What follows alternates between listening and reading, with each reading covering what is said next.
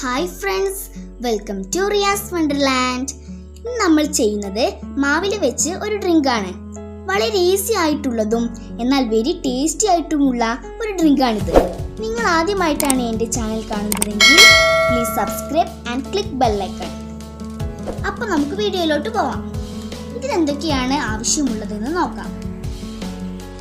ഇതിനായി 3 മാവില എടുത്തിട്ടുണ്ട്. പിന്നെ കുറച്ച് പുതിനയില വേണം, ചെറുനാരങ്ങ, ഒരു ചെറിയ പീസ് പച്ചമുളക്, ഇഞ്ചി ഒരു ചെറിയ കഷ്ണം, പിന്നെ പഞ്ചസാര 4 ടേബിൾ സ്പൂൺ.